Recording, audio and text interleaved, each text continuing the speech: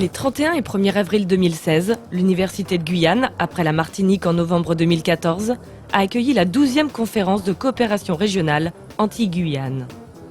Organisée par Véronique Bertil, ambassadrice déléguée à la coopération régionale dans la zone Antilles-Guyane, cette conférence est le rendez-vous annuel des acteurs publics et privés, nationaux et locaux, de l'insertion régionale des 5 collectivités françaises des Amériques, la Guadeloupe, la Martinique, Saint-Martin, Saint-Barthélemy et la Guyane. Cette conférence a réuni de nombreux diplomates, tels que les ambassadeurs en poste dans les pays de la zone, ainsi que les représentants des collectivités des Antilles et de la Guyane, et Madame Georges-Paul Angevin, ministre des Outre-mer. La conférence de coopération régionale sert à réunir de très nombreux acteurs qui s'occupent de coopération régionale, les collectivités qui sont les acteurs de premier plan puisque c'est elles qui en ont la compétence, mais aussi puisqu'il s'agit de relations internationales, l'État, donc le ministère des Affaires étrangères et l'ensemble des ambassadeurs. Cette coopération veut désormais être plus concrète. L'idée de cette conférence était que maintenant, les citoyens, les habitants guyanais, guadeloupéens, martiniquais, de Saint-Martin, de Saint-Barthélemy, voient eux aussi à leur niveau les avantages, les intérêts. Ces avantages sont en termes économiques, puisque cela permet aux collectivités d'avoir des relations économiques dans la zone. Dans un premier temps, cette réunion a permis aux présidents des collectivités d'exposer leur vision de la coopération régionale ainsi que leurs orientations.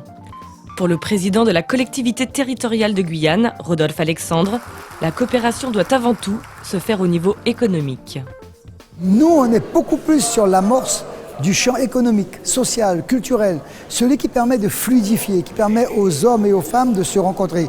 Aujourd'hui, nous avons des compétitions sportives, nous avons des plateaux artistiques. Ce qu'il faut, à mon avis, c'est réussir à faire de l'Oyapock, à faire du Maroni, des zones franches où nous pouvons avoir des investissements qui sont sur des fonds croisés des pays tiers, de façon à concourir à la fois sur le FED, à la fois sur le FEDER et ainsi permettre l'entrée sur le marché européen.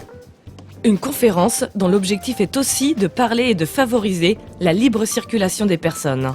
Cette thématique essentielle en termes de coopération régionale a été abordée lors de la discussion sur l'ouverture du pont sur l'Oyapock. Le point de vue de l'ambassadeur de France au Brésil. Les travaux, c'est vraiment comment ouvrir ce pont à la circulation des personnes. Maintenant, les autorités brésiliennes travaillent sur une ouverture pour le mois de novembre. Parce que du côté français, on est globalement prêt, mais on a fait beaucoup d'efforts pour lever vraiment tous les obstacles. La ratification des 2 derniers accords qui sont au Parlement, la facilitation des visas. Donc on est complètement dans cette logique d'intégration régionale. Le pont, c'est un de ses symboles et on travaille dans cette direction. Un des moments forts de la conférence a été la présentation d'une proposition de loi par le député martiniquais Serge Letchimy.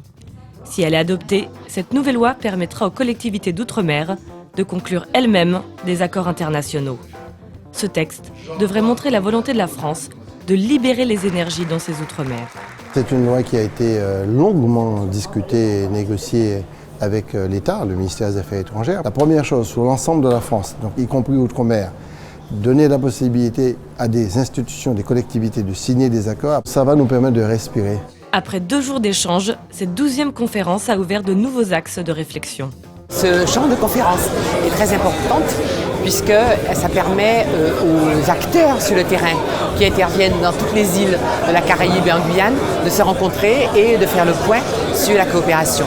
Il me semble aussi que ce qui est utile, c'est que les instances européennes sont présentes. On a réaffirmé aujourd'hui d'une manière assez claire l'intérêt des élus pour développer cette coopération régionale. Et je crois qu'on a mis l'accent sur un certain nombre d'outils qui devraient aider à ce que les élus travaillent dans de meilleures conditions. On a défini quelques axes de travail pour les mois à venir, parfois des choses très simples. Par exemple, le fait de se dire qu'on va échanger des informations à partir d'un site internet dédié.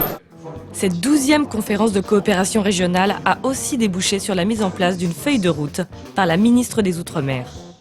Cette feuille de route devrait donner les orientations et les projets à réaliser jusqu'à la prochaine conférence de coopération.